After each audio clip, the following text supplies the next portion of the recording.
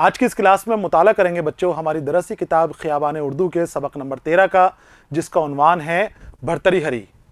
बच्चों इस सबक में भर्तृहरि के लिखे हुए कुछ श्लोक हैं और मंजूम तर्जुमे की शक्ल के अंदर वो श्लोक हैं, और इन श्लोकों का जो नीति शतक से लिए गए हैं तर्जुमा किया है प्रतापगढ़ के मशहूर मरूफ शायर इम्तियाज़ुद्दीन ख़ान ने, जो बहुत ही खूबसूरत अंदाज में हमें बता रहे हैं कि भर्तृहरि नीति शतक में किस तरह की नीतियों के बारे में बात कर रहे हैं, किस तरह की पॉलिसी के बारे में बात कर रहे हैं, और वो बता रहे हैं कि इंसान का शियार क्या है, अच्छे इंसान का शियार क्या है और इंसान को किस तरह अपनी ज़िंदगी गुजर बसर करनी चाहिए।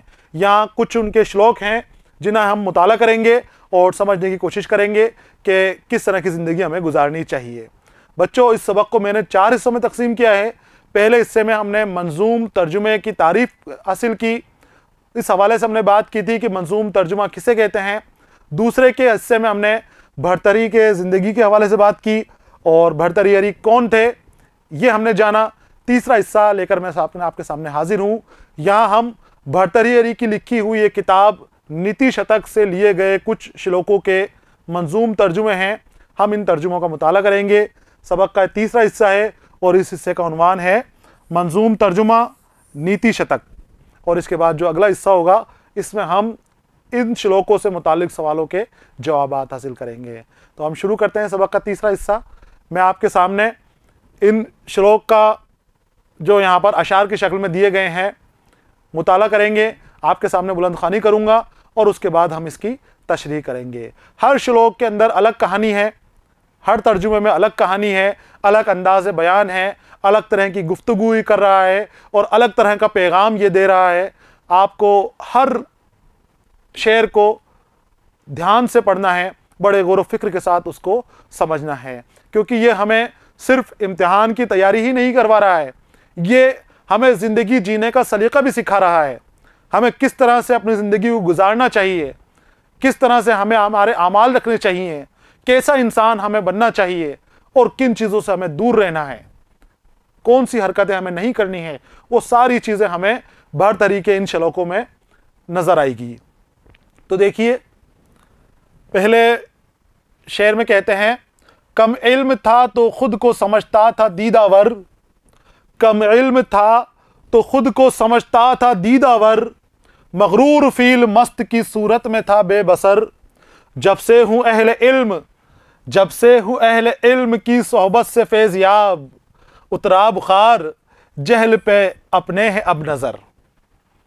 ये मगरूर इंसान का हाल बयान कर रहे हैं, तकब्बुर में डूबे हुए इंसान के बारे में बयान कर रहे हैं कि वो जब उसको सच्चाई पता नहीं होती, अपने आप को बड़ा समझता है, अपने आप को ही सब कुछ समझता है, सिर्फ अपनी ही बातें करता है, लेकिन जब उसकी नज़र अहले इल्म से मिलती है तो फिर उसके अंदर भी वो कशिश पैदा होती है, उसके अंदर भी इल्म पैदा होता है, और जब इल्म पैदा होता है तो फिर वो झुकता है, वो फ़ायदा पहुंचाने वाला बन जाता है लोगों को, उसमें तकब्बुर ख़त्म हो जाएगा।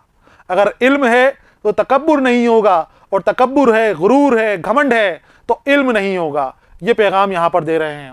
वो कहते हैं कि कम इल्म था, यानी कि इल्म तो हासिल कर लिया लेकिन कम इल्म कर रखा था, कम इल्म था, जानता नहीं था, समझता नहीं था, सिर्फ पढ़ाई कर ली और उसे ही इल्म समझता था, तो उस वक्त किसी को कुछ भी नहीं समझता था, तो खुद को समझता था दीदावर। दीदावर, दीदा यानी सब कुछ देख लिया जिसने, हकीकत जानने वाला, जिसके सामने सारी हकीकत आश्कार हो गई, जो सब कुछ जानता है, कुछ भी छुपा हुआ नहीं है, ऐसा दीदावर खुद को समझता था। कोई भी आता था सबको अपने सामने छोटा समझता था, तो वो कम इल्मी की वजह से तकब्बुर आ गया था, गुरूर आ गया था। कम इल्म था तो खुद को समझता था दीदावर, और जब दीदावर था तो कैसे घूमता था, मगरूर। कितना मगरूर, फील मस्त, जैसे मस्त हाथी हो, फील यानी हाथी, मगरूर गुरूर में डूबा हुआ, इस तरह से घूमता था जैसे कोई मस्त हाथी घूमता है, कुछ नजर नहीं आता उसको। मस्त, फील मस्त की सूरत था बेबसर, बेबसर अंधे की तरह, बसर यानी बसीरत, आंखें, नजर। जब गुरूर था, तकब्बुर था, तो मस्त हाथी की तरह अंधा बना हुआ घूमता था, ना किसी की कद्र करता था, ना किसी की इज्जत करता था, हर किसी की तौहीन कर देता था, हर काम को अपने लिए हीच समझता था। हर चीज को अपने लिए छोटी समझता था। कब? जब लाइल्मी का दौर था, जब कुछ इल्म नहीं था, या जो इल्म था उसे ही सब कुछ समझ लिया था। लेकिन जब सही मायनों में इल्म हासिल हुआ, वो कहां हासिल हुआ? आलिमों की सोहबत में बैठकर। इल्म कब होगा? जब अहले नजर की सोहबत इख्तियार करोगे, उनके साथ बैठोगे, उनके साथ कलाम करोगे, उनके साथ गुफ्तगू करोगे, तब आपको अंदाज पता चलेगा जिंदगी जीने का कि किस तरह से जिंदगी गुजर करनी चाहिए। हम जो काम कर रहे हैं, बात बात के ऊपर तकब्बुर करने लग जाते हैं। जरा सा हमें कुछ हासिल हुआ नहीं, हम अकड़े अकड़े से फिरते हैं। जरा से हमने अच्छे कपड़े, अच्छे जूते क्या नहीं पहन लिए, हम तने तने से इधर उधर घूमते हैं, लोगों को अपने आगे हीच समझते हैं, नकारा समझते हैं लोगों को। थोड़ा पैसा हमारे पास आ जाता है तो हम हवाओं में उड़ते हैं, आसमानों में उड़ने लग जाते हैं, ख्याल हमारे कहां के कहां चले जाते हैं। लेकिन वो जो सारी चीजें हमारे साथ हो रही हैं, वो हो रही हैं कम इल्मी की वजह से। और जब इल्म हासिल होगा, अच्छे लोगों की सोहबत में बैठकर इल्म हासिल होगा, आलिमों की सोहबत में बैठकर इल्म हासिल होगा। जब से हूं अहले इल्म की, अहले इल्म, इल्म वाले लोग, अहले यानी लोग होते हैं, अहले इल्म, इल्म वाले लोगों की, जो इल्म के जानकार हैं, जो आलिम हैं, उन आलिमों के साथ जब मैं बैठा हूं, उनकी सोहबत से फैज याब हुआ हूं, फायदा उठाना मैंने शुरू किया है, तो उतरा बुखार। जब से उनकी सोहबत में बैठा हूं, जब से उनके पास बैठा हूं, मेरा बुखार उतर गया। कौन सा बुखार उतर गया? तकब्बुर का। जो मेरा घमंड था वो सारा उतर गया। जब मैंने देखा कि इतना आलिम है, इतना जानकार है और इतनी सादगी से रह रहा है। क्योंकि इल्म जो है वो तकब्बुर नहीं सिखाता बच्चों, इल्म इनकसारी सिखाता है, इल्म सादगी सिखाता है। और कम इल्म होगा तो वो सादा इंसान नहीं है, वो तकब्बुर करेगा। जिसके अंदर इल्म की कमी होगी वो घमंड करेगा और बताएगा देखो सब कुछ मैं जानता हूं। आपने कहावत सुनी है ना, थोता चना बाजे घना। वो मैसेज, वो पैगाम इस शेर में दिया गया भरतरी की। तो जब से मैंने सच्चाई को जान लिया है, मुझे पता चल गया है, तो जो बुखार मेरे ऊपर चढ़ा हुआ था, जो तकब्बुर मेरे ऊपर चढ़ रहा था, वो उतर गया है। अब मेरा घमंड कम हो गया है। अब मैं नर्म दिल हो गया हूं, नर्म मिजाज हो गया हूं, और जहल पे अपने अब है नजर। और अब मुझे जो अपनी उस वक्त जिन चीजों पे फख्र होता था, अब मुझे वो चीजें अपनी जहालत नजर आती हैं। देखो कितनी बड़ी बात कह रहे हैं शायर, कि जिनके ऊपर मैं फख्र करता था, जिन बातों को मैं अपने लिए फख्र का बाइस समझता था, वो तो मेरी जहालत थी। मैं नए नए कपड़े पहनकर फख्र करता था, फकीरों के सामने जाता था तो उनको लाते मारता था, छोटों के ऊपर जुल्म करता था, बदतमीजी से बातें करता था बड़ों के साथ। अब उसको शर्म आ रही है अपने किए हुए कामों से। बोले वो जो मजा आ रहा था मुझे, जो मैं फख्र कर रहा था जिन बातों पे, वो मेरी फख्र की बातें नहीं थी, वो मेरी जहालत थी। अब आज जब उस जहालत देख रहा है तो उसको शर्मिंदगी का सामना करना पड़ रहा है। अब अपने आप को सुधारने के अंदर उसको लगाना पड़ रहा है।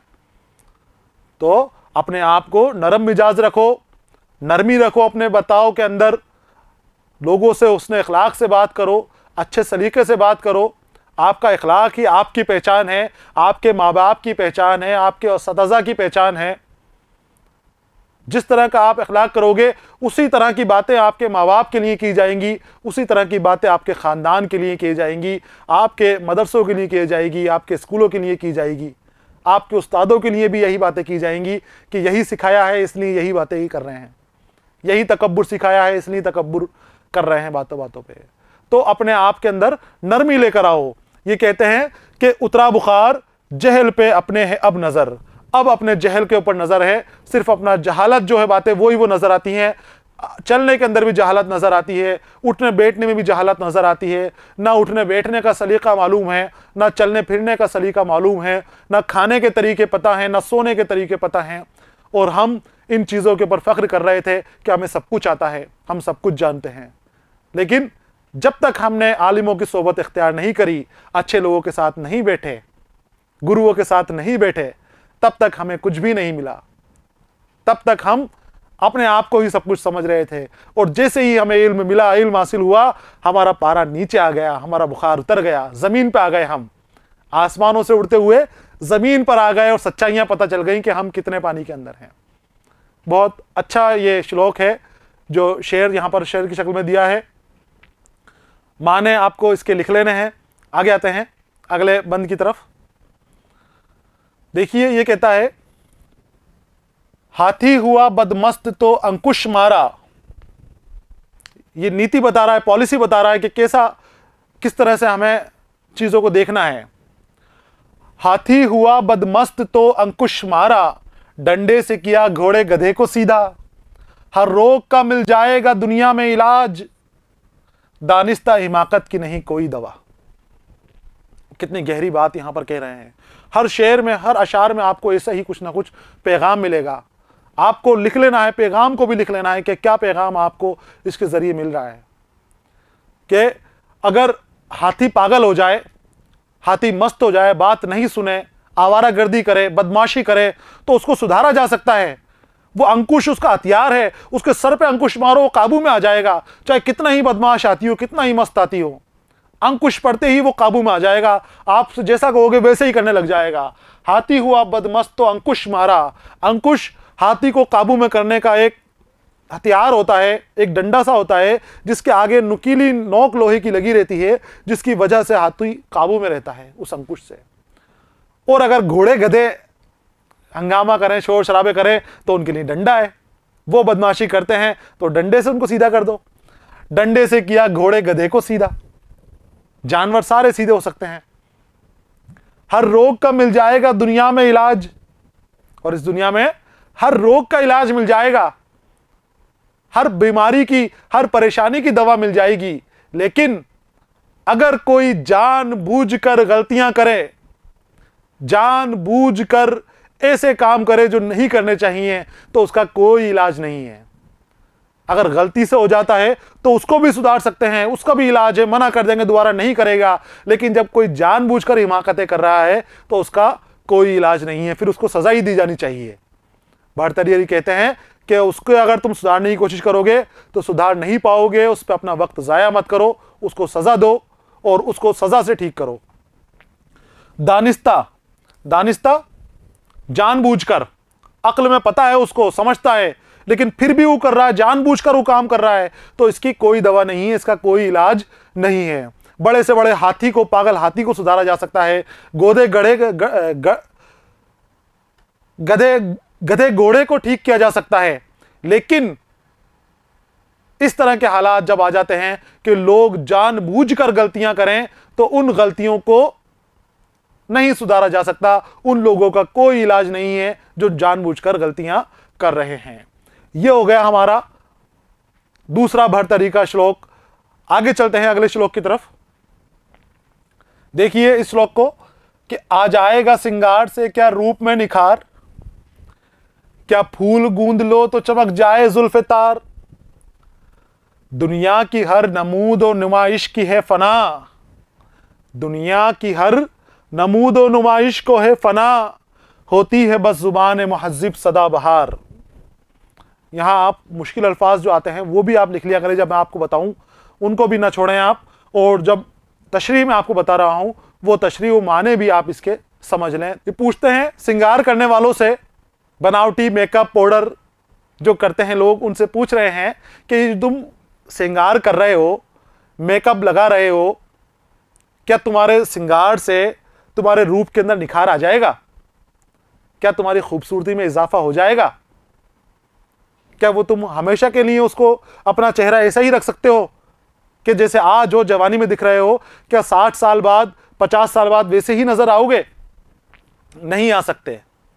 ये चेहरा जब तक आप इसका ख्याल रख रहे हो, जब तक आपकी उम्र है तब तक ही ठीक है। और जैसे ही आपकी उम्र गुजरी तो आप खूब मेकअप कर लो, वो उसका निखार, उसका रूप रहेगा नहीं, वो रूप निकल जाएगा। वो बनावटी रहेगा, कुछ वक्त के लिए रहेगा। जैसे ही आपने वो मेकअप साफ किया, वो पाउडर साफ किया, वो क्रीम वगैरह साफ की, तो आपका चेहरा जो असल है, जो सच्चाई है आपकी, वो जाहिर हो जाएगी, वो सामने आ जाएगी। और फिर अगले मिसरे में पूछते हैं क्या फूल गूंद लो तो चमक जाए जुल्फ़े तार। और आपकी जो जुल्फ हैं, आपके जो बाल हैं, क्या वो फूल गूंदने से वो चमक जाएंगे तारों की तरह? उनमें चमक पैदा हो जाएगी आपके बालों के तारों के अंदर, जुल्फ के अंदर? नहीं हो सकती। ना तो आप बनावटी चीजों से, श्रृंगार से अपना रूप संवार सकते हो, अपने हुस्न में बढ़तरी कर सकते हो, और ना ही आपके बालों के अंदर चमक आ जाएगी। फूलों के गूंजने से आपके बाल बेहतर हो जाएंगे, वो कुछ वक्त के लिए हैं, उसके बाद वापस वो खराब हो जाने हैं। दुनिया की हर नमूद व नुमाइश को है फना। तो बनावटी श्रृंगार से, बनावटी बालों से कुछ काम नहीं बनने वाला। दुनिया की हर चीज को, नमूद जो दुनिया में पैदा हुई है, जो दुनिया में जाहिर हुई है, नमूदार हुई है, हर चीज, हर नुमाइश जो नजर आती है, जो दिखावा है, वो सब खत्म हो जाएगी, सब फानी है। फानी यानी खत्म होने वाली, और नमूद यानी हर चीज जो नमूदार हुई है, जो पैदा हुई है, आश्कार है, जाहिर है, बहुत सारे माने इसके हैं। और नुमाइश जो नजर आ रही है, जो दिखावट है, दिखावा है, दुनिया के अंदर जो भी है, वो सब खत्म होने वाले हैं, खत्म हो जाएंगे। होती है बस जुबान मुहज्जिब। मुहज्जिब तहजीब की जुबान, अच्छे अखलाक, अच्छे बोल, अच्छे लोगों का सलूक, अच्छा बर्ताव, ये जुबान महज़िब है। अच्छे जो बोल हैं, जो आप आराम के बोल बोलोगे, सुख के बोल बोलोगे, दूसरे को हिमलाज देने वाले सुकून के बोल बोलोगे, यही आपके याद रखे जाएंगे। ना आपका चेहरा याद रखा जाएगा, ना आपके खूबसूरत बाल याद रखे जाएंगे, सब खत्म हो जाएगा, सिर्फ आपकी जुबान रह जाएगी। बस जुबान मुहज्जिब सदाबहार। सदाबहार हमेशा एक जैसी रहने वाली। आपके जाने के बाद भी किस चीज से आपको याद किया जाएगा? आपके अच्छे अखलाक से। अगर आप गालियां बकोगे तो आपको लोग भुला देंगे, भूल जाएंगे आपको। और अगर आपने अच्छे अखलाक रखे, लोगों से अच्छा बर्ताव रखा, लोगों के ऊपर रहम दिली का सलूक किया, रहम किया लोगों के ऊपर, तो वो आगे भी जब भी आपको बात होगी, जबकि रहम दिली की बात होगी, अच्छे अखलाक की बात होगी, तो आपका नाम लिया जाएगा कि वो शख्स ऐसा था कि जो रहम दिल था, कि वो फलाना शख्स ऐसा था कि वो हमसे अच्छे सलूक से बात करता था। वही हमेशा आपकी ज़ुबान जिंदा हो गई। आपकी ज़ुबान नहीं आपको जिंदा कर दिया। मुहज़्ज़िब तहजीब शुदा, तहजीब जिसके साथ हो, अच्छे अखलाक वाले, तो आ जाएगा सिंगार से क्या रूप में निखार। सिंगार से भी आपके रूप में निखार नहीं आने वाला है। क्या फूल गूंद लो तो चमक जाए जुल्फ़ तार, और आपकी जुल्फ़ों के तार भी नहीं चमक सकते, कुछ वक्त के लिए रहेंगे और उसके बाद फिर ख़त्म हो जाएंगे। दुनिया की हर नमूद व नुमाइश को है फ़ना। दुनिया की हर चीज़ जो इस दुनिया के अंदर आई है, उसको जाना पड़ेगा, उसको फ़ना होना पड़ेगा। चाहे वो खूबसूरत हो, चाहे वो बदसूरत हो, चाहे वो कीमती हो या वो सस्ती हो, उसको इस दुनिया से ख़त्म होना है, फ़ना हो जाना है। बस आपके बाद जो आपकी याद रह जाएगी, आपके अच्छे अखलाक रह जाएंगे, आपके अच्छा बर्ताव रह जाएगा, वही बाकी रह जाएगा। बाकी आपकी सारी चीज़ें ख़त्म हो जाएंगी। आपका जिस्म भी ख़त्म हो जाएगा, आपके बाल भी ख़त्म हो जाएंगे, आपके कपड़े भी ख़त्म हो जाएंगे, आपके जूते भी ख़त्म हो जाएंगे। जिन चीज़ों का आप खूबसूरती का सबब मानते हो, जिन चीज़ों के ऊपर तकब्बुर करते हो, गुरूर में हो जिन चीज़ों के, वो सब ख़त्म हो जाएंगे। सिर्फ आपकी ज़ुबान ही याद रखी जाएगी, आपकी बोली ही, दूसरों से आपका व्यवहार, दूसरों से आपका बर्ताव ही याद रखा जाएगा। यहाँ पर इस श्लोक का, इस अशार का यहाँ पर हमने तर्जुमा किया, समझा। आगे आते हैं अगले श्लोक की तरफ। ये कहता है कि इल्म के जेवर से कायम आदमी की शान है। इल्म के जेवर से कायम आदमी की शान है। दौलत महफूज है, हर ऐश का सामान है। ज्ञान राजा है, ज्ञान राजा है, ऋषि है, देवता भगवान है। ज्ञान से महरूम इंसान वाकई हैवान है। ज्ञान से महरूम इंसान वाकई हैवान है। खूबसूरत है, ज्ञान के ऊपर है, इल्म के ऊपर है, इसको भी आपको समझना है। और मुश्किल अल्फाज यहां पर बिल्कुल भी नहीं है, आपको समझ में आ गए होंगे कि इल्म ही सब कुछ है। जो दौलत है, शोहरत है, इज्जत है, सबके पीछे इल्म है। इल्म हासिल कर लिया तो आपके पास दौलत भी आ जाएगी, आपके पास इज्जत भी आ जाएगी, आपके पास शोहरत भी आ जाएगी। और अगर आपने शोहरत के पीछे भागे, इज्जत के पीछे भागे, दौलत के पीछे भागे, तो आप इल्म से महरूम हो जाओगे। बाद में आपको इल्म की तरफ आना पड़ेगा। तो कितने सारे रास्ते आपको दे रखे हैं, कितनी सारी चीजें आपको दे रखी हैं कि आपको शोहरत चाहिए तो इल्म की तरफ जाओ, आपको इज्जत चाहिए तो इल्म की तरफ जाओ, आपको दौलत चाहिए तो भी इल्म की तरफ जाओ।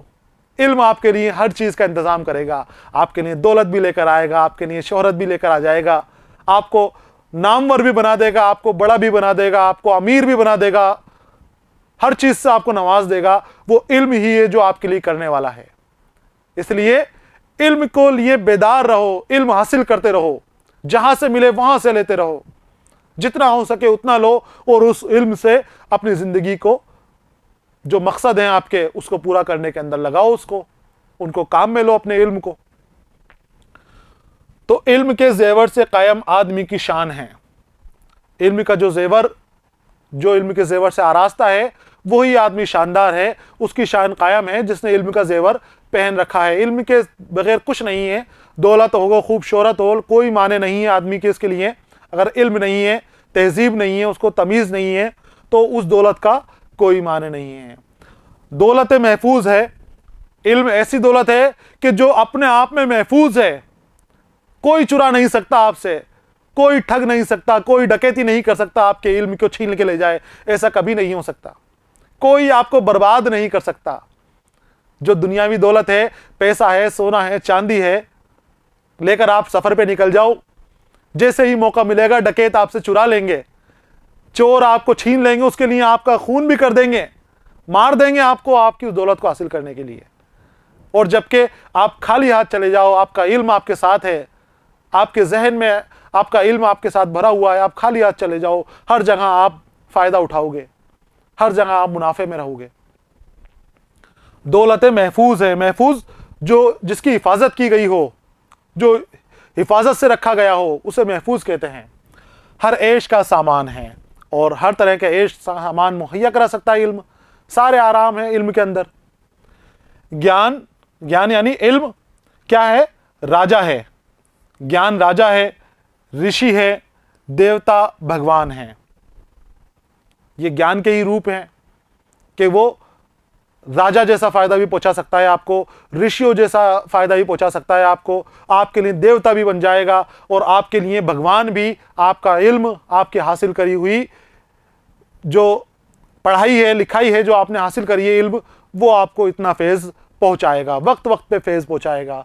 वो राजा से बढ़कर आपको फायदा पहुंचाएगा, ऋषियों से बढ़कर भगवान के जैसा आपको फायदा पहुंचाएगा।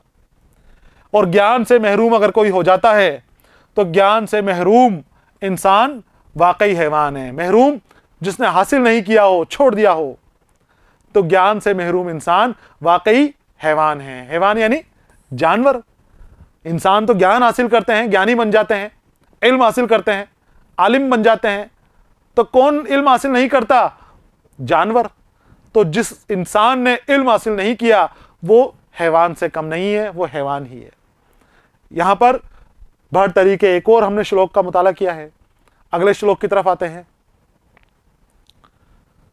बदलती कायनात में कोई जिए कोई मरे, वो जिंदगी है जिंदगी जो गैर का भला करे। बदलती कायनात में कोई जिए कोई मरे, वो जिंदगी है जिंदगी जो गैर का भला करे। जहाने बेसबात में उसे सबात है कि जो समाज के लिए जिए समाज के लिए मरे। अब इस श्लोक के ज़रिए, इस शेर के ज़रिए भर्तरी समाज के अंदर, मुआशरे में एक दूसरे की भलाई करने का जज्बा पैदा करने की कोशिश कर रहे हैं कि इंसान वो नहीं है जो खुद के लिए जिए, इंसान वो है जो औरों के लिए जिए, दूसरों को भला करे, दूसरों को फ़ायदा पहुंचाए, दूसरों के लिए फ़िक्रमंद रहे। जितना हो सके अपने मुआशरे का, अपने समाज की भलाई करे, अपने मुआशरे को अच्छे रास्ते के ऊपर ले जाने की कोशिश करे। तो बदलती कायनात, कायनात यानी दुनिया, बदलती कायनात में कोई जिए कोई मरे। इस दुनिया में जो बदल रही है, खूब जीते हैं लोग, खूब मरते हैं, कोई फर्क नहीं पड़ता किसी को, कोई देखने वाला नहीं है कौन जिंदा है कौन मर रहा है। रोज पैदा होते हैं, रोज मरते हैं, कोई देखने वाला नहीं है, किसी को किसी की फिक्र नहीं है। हर आदमी अपने बारे में ही सोच रहा है, अपने बारे में ही डूबा हुआ है। वो जिंदगी है जिंदगी जो गैर का भला करे। लेकिन रोज जी रहे हैं, रोज मर रहे हैं, उनकी कोई औकात नहीं है, लेकिन वो जिंदगी जिंदगी है जो गैर का भला कर रही है। वो इंसान सही मानों में इंसान है जो दूसरे का भला कर रहा है। वो जिंदगी है जिंदगी जो गैर का भला करे। जहाने बेसबात में, सबात यानी पायदारी, ठहराव, रुकना, कायम होना। इस दुनिया के अंदर बेपायदारी है, ये दुनिया खत्म हो जाने वाली है, फना होने वाली है, रुकने वाली नहीं है, इसका कयाम एक जगह पर नहीं होने वाला। जहाने बेसबात में, इस खत्म होने वाले जहान में, पल पल बदलने वाले जहान में, रूप बदलने वाले जहान में, ये सब बेसबात के अंदर आ जाएंगे। बदलने वाला, रूप बदलने वाला, नापायदार, धोखा देने वाला, धोखेबाज, उसे सबात है। कामयाबी, कामरानी किसके लिए है? सबात किसके लिए है? जो दूसरे को फायदा पहुंचाए, जो मुआशरे के लिए जिंदा रहे। बेसबाती दुनिया में, यह दुनिया जिसका कोई भरोसा नहीं है, हर आदमी धोखा देने में लगा हुआ है, हर आदमी अपना मतलब निकालने में लगा हुआ है, कोई किसी का भला नहीं है, कोई किसी का सगा नहीं है, बेसबाती से भरी हुई ये दुनिया है। उसमें सबात किसको है? कायम कौन है? अच्छा इंसान कौन है? नामवर कौन है? कामयाब कौन है? वो कामयाब है जो समाज के लिए जिए और समाज के लिए मरे, जो जिसकी जिंदगानी भी समाज के लिए हो, जिसकी मौत भी समाज के लिए हो, जो जिंदा रहते रहते भी लोगों को फायदा पहुंचाए और जो मरे तब भी वो अपनी कौम के लिए मरे, कौम को फायदा पहुंचाते हुए मरे, अपने मुआशरे की भलाई का कुछ काम ऐसा कर जाए कि उसको हमेशा याद रखा जाए। वही जिंदगानी को भरतरी सही मायनों में जिंदगानी कहते हैं। बोले वही जिंदगानी है जो समाज का भला कर रही है, मुआशरे का भला कर रही है। ऐसी जिंदगी अगर किसी को मिलती है तो वाकई में ही जो है खुश नसीब इंसान है। तो हमें हमेशा अपने साथ साथ दूसरों के बारे में भी सोचना चाहिए, दूसरों की भलाई के बारे में भी काम करना चाहिए। तकब्बुर और गुरूर को अपने आप से दूर रखना चाहिए। जितना हो सके हम मदद कर रहे हैं, रहमदिली का सलूक करें लोगों के साथ।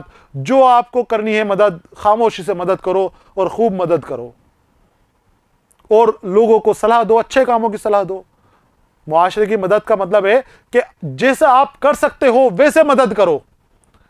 यह नहीं कि आपके पास पैसा नहीं है तो आप बैठे हुए हो कि मेरे पास पैसे से मदद करने का कोई नहीं है तो मैं कैसे मदद करूं। आप अच्छी सलाह भी दे सकते हो, अच्छा मशवरे भी दे सकते हो, आप सीधा रास्ता भी बता सकते हो। हर तरह से जैसे जिसकी हैसियत हो, जितना जिसको दे रखा हो, उस हिसाब से वो मदद कर सकता है, उस हिसाब से वो अपना हिस्सा मुआशरे के लिए दे सकता है।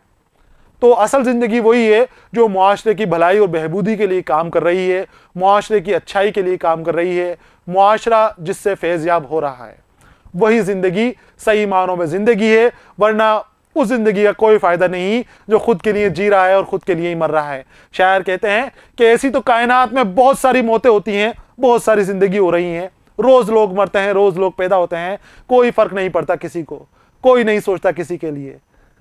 बदलती कायनात में कोई जिए कोई मरे, क्या फ़र्क पड़ता है, कौन जी रहा है कौन मर रहा है। तो ये था भर्तहरी का श्लोक जिसका हम मुताला करते हैं अलग अलग श्लोकों का। और इस श्लोक के अंदर भर्तृहरि ने ये पैगाम दिया है कि हमें अपने साथ साथ अपने समाज के बारे में भी सोचना चाहिए, हमारे मुआशरे के बारे में भी सोचना चाहिए। और अच्छा इंसान उसी को बताया है, कामयाब इंसान, कामराद इंसान, बासबात इंसान उसी को बताया है कि जो समाज के काम आ सके, मुआशरे के काम आ सके, और उसी की तारीफ है। तो बहुत अच्छे अच्छे उम्दा किस्म के श्लोक हमारे सामने आ रहे हैं बच्चों। पैगाम को आपको ज़रूर नोट करना है, समझना है, और उसको लिखने की भी आपको कोशिश करनी है, लिख लेना है। माने पूछे जाएं आपके तो फ़ौरन इसके जवाब आप दे दें। यहाँ पर ये श्लोक हो गया है, अगले श्लोक की तरफ आते हैं हम। तो ये भी बच्चों एक खूबसूरत शेर है और नीति शतक का ही तर्जुमा है, जिसमें फिर से हक परस्तों की राह बता रखी है, अच्छे इंसानों की पहचान बता रखी है कि अच्छे इंसान, हक परस्तों की पहचान क्या है। ये कहते हैं कि हक परस्तों का हरदम शियार है, हक परस्तों का हरदम शियार, मुसीबत से लड़ते हैं मर्दानावार, किसी का वो एहसान लेते नहीं, किसी का वो एहसान लेते नहीं। कौन नहीं लेते? हक परस्त। किसी का वो एहसान लेते नहीं, ना मांगे किसी से वो हरगिज उधार, और ना ही वो किसी से उधार मांगते हैं। ना तो एहसान लेंगे और ना ही किसी का कर्ज के अंदर मुब्तला करेंगे, किसी को ना किसी को परेशान करेंगे। तो बच्चों यहां पर हक परस्तों की पहचान दे रखी है कि हमें कैसे पहचानना है कि हक परस्त कौन है, सच्चे इंसान कौन है, सीधी राह पर चलने वाले इंसान कौन है। शियार के मतलब होते हैं पहचान, आदत, खसलत जिससे जाना जाए। और हक परस्त सीधी राह पर चलने वाले, हक की परस्ती करने वाले, हक की पूजा करने वाले वो लोग हैं जो ईमानदार हैं, सच्चे हैं, सदाकत से सीधे रास्ते पर चलते हैं, खामोशी से अपना काम करते जाते हैं। वो मुआशरे के लिए भी सोचते हैं, वो दूसरे लोगों के लिए भी सोचते हैं, वो खुद के लिए भी सोचते हैं, लेकिन खुद का बारे में जब वो सोचते हैं तो वो सबसे बाद में सोचते हैं। पहले वो अपने से जुड़े हुए लोगों की भलाई करने के बारे में सोचते हैं, उनकी भलाइयों के काम वो करते हैं। है हक परस्तों का हरदम शियार, है हक परस्तों का हरदम ये शियार, हरदम ये आदत है, हमेशा वो ऐसे ही काम करते हैं, इसी बात से वो पहचाने जाते हैं। मुसीबत से लड़ते हैं मर्दाना वार, मर्दाना वार, मर्दाना वार बहादुरी से, मर्दों की तरह डर के नहीं भागते मुसीबतों से। मुसीबतें आती हैं तो परेशान नहीं हो जाते, रोने नहीं लग जाते हैं बड़ी कोई मुसीबत देखते ही कि मेरे सामने ये क्या आ गया, मैं कैसे मुकाबला करूंगा, हिम्मत नहीं हारते हैं।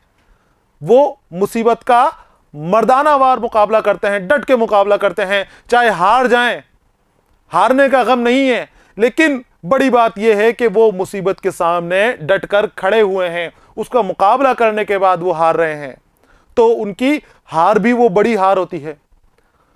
आपको देखना है कि हक परस्त वही माने जाएंगे जिनके अंदर ये खूबियां मिल रही हैं कि वो मुसीबतों से मुकाबला कर रहे हैं, डटकर मुकाबला कर रहे हैं, मुसीबतों से लड़ रहे हैं, डर नहीं रहे हैं मुसीबतों से।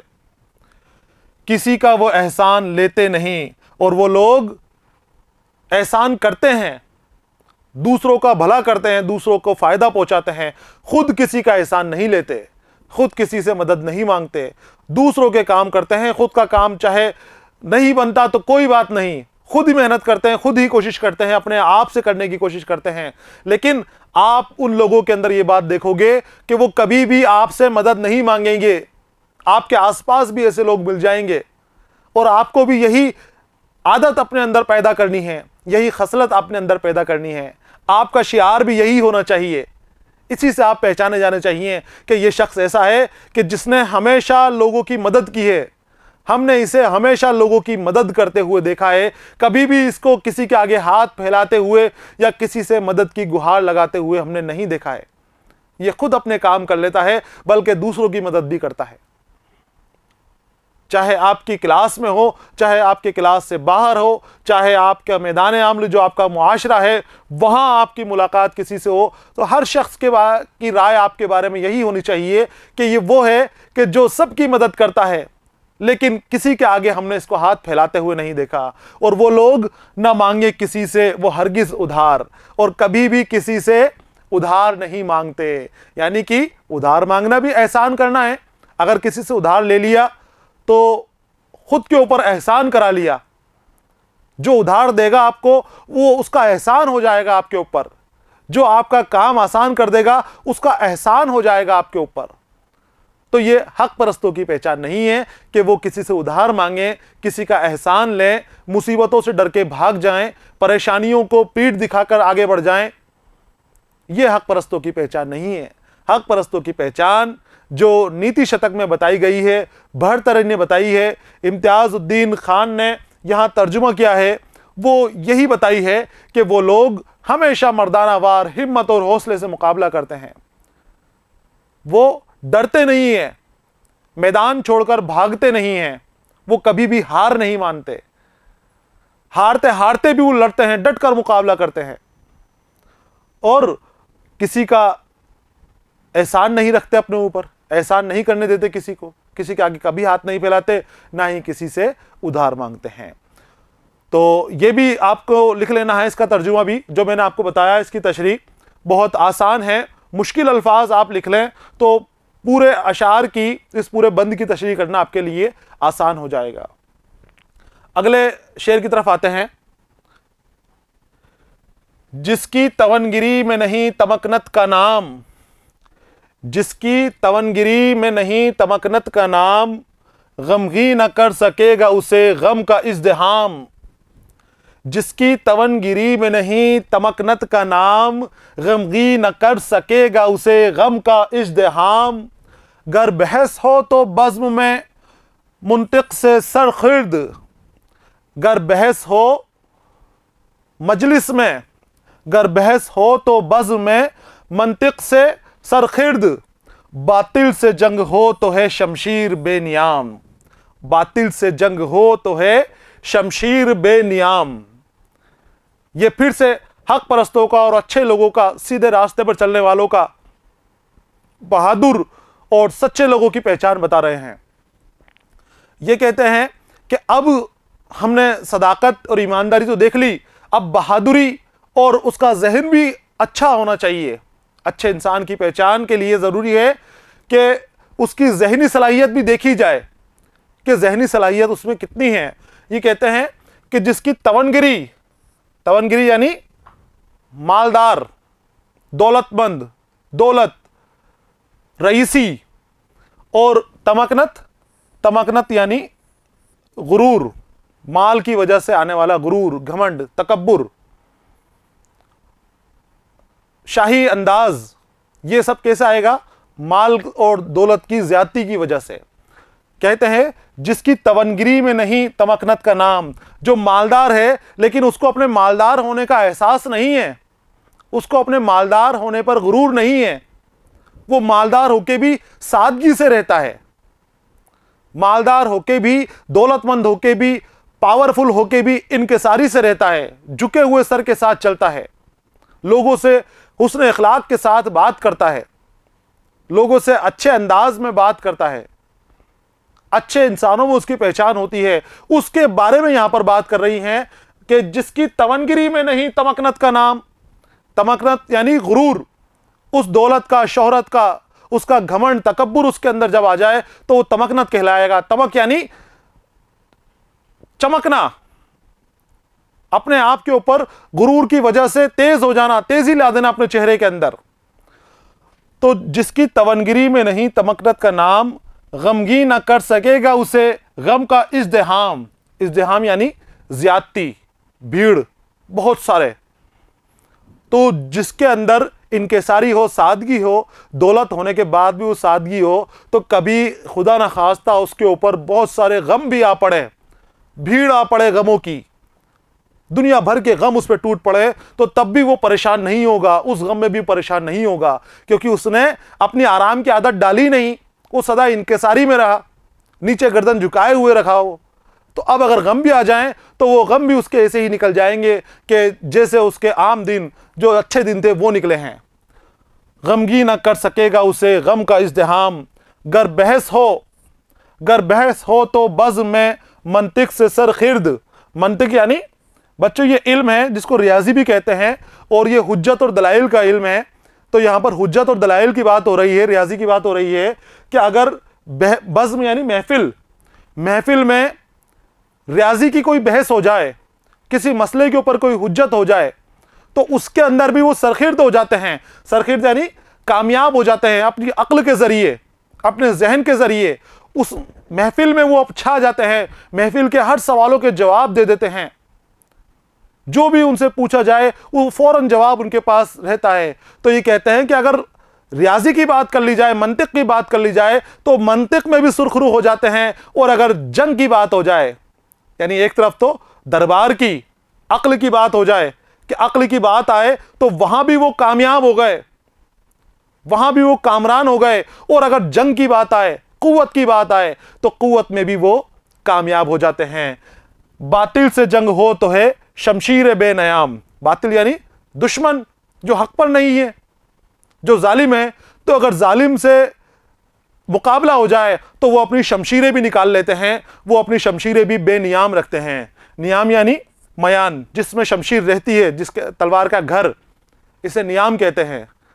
तो हक परस्तों की पहचान एक और बताई गई है कि वो तवनगिरी में भी अपने अंदर तमकनत रखते हैं, राजा होते हुए, दौलतमंद होते हुए भी अपने अंदर तमकनत नहीं आने देते, अपने अंदर गुरूर और तकब्बुर नहीं आने देते, तो उनके ऊपर किसी भी गम का असर नहीं होता। जो भी गम उनका लगता है, जो भी परेशानी उनके ऊपर आती है, मुसीबत उनके ऊपर आती है, वो फौरन भी विदा हो जाती है।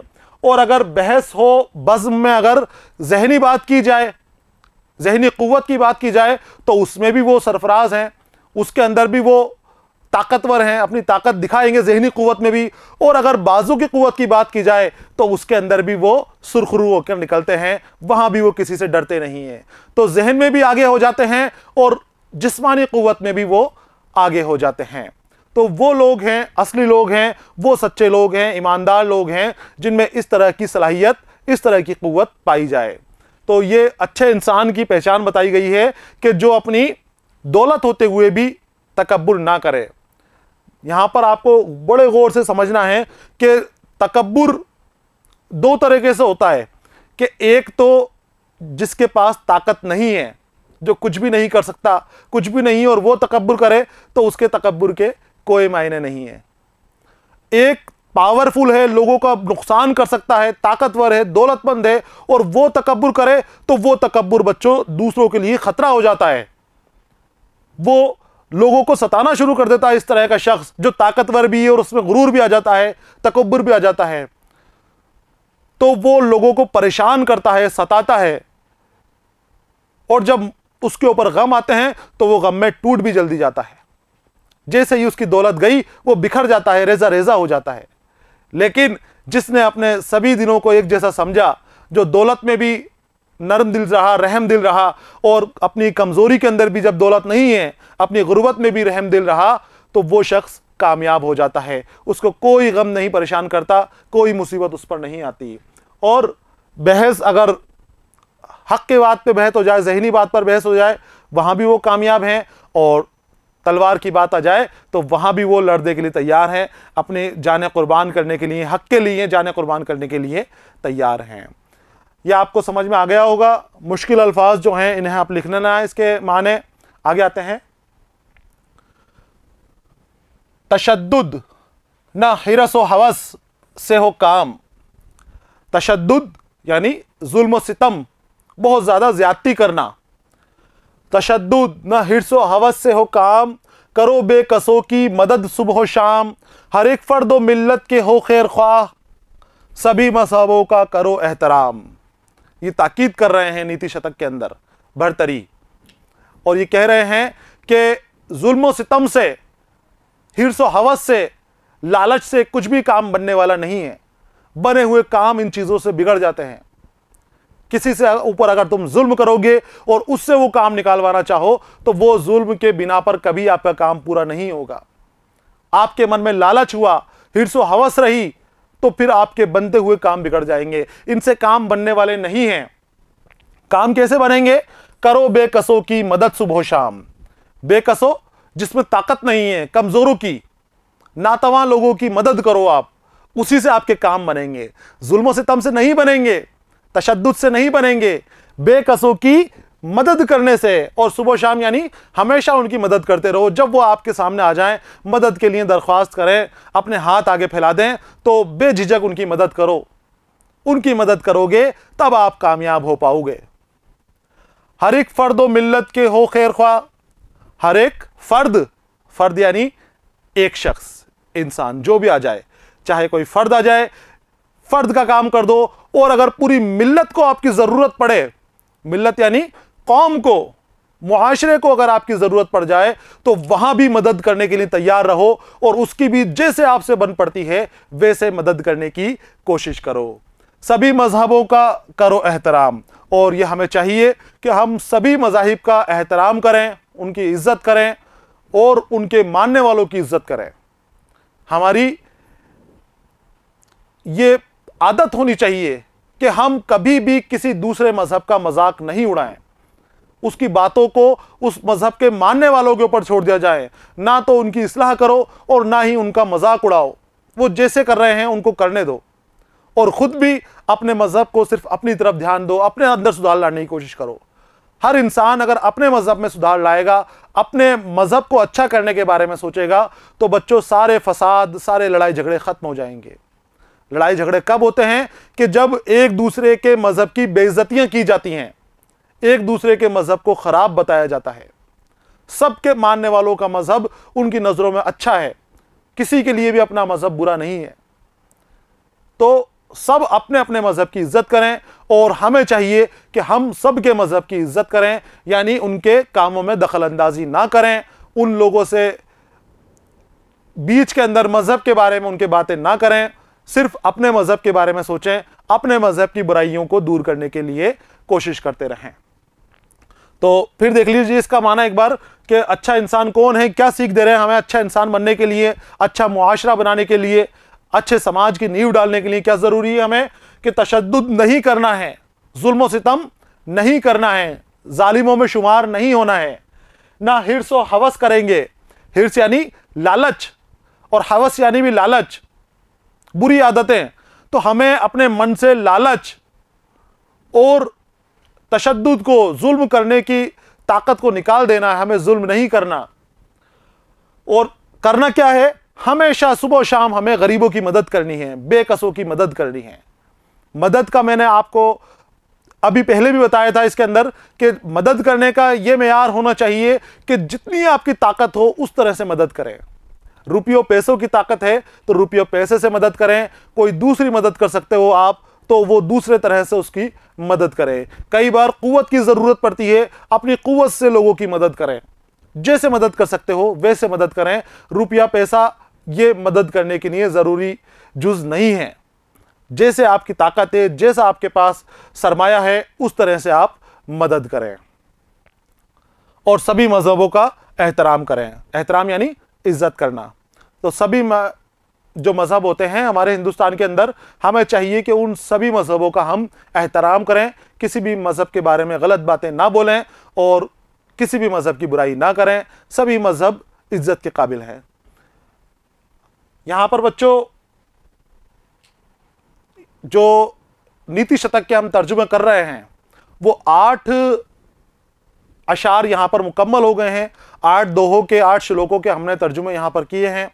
इसके बाद हमारा सबक चूंकि लंबा है, आगे अगले हिस्से के अंदर भी हम उन श्लोकों को लेकर आए हैं। तो अगले हिस्से के अंदर आगे वाले श्लोकों के साथ मैं फिर आपके सामने हाजिर रहूंगा। तब तक के लिए इजाजत दीजिए। पढ़ते रहिए, खुश रहिए। अलविदा।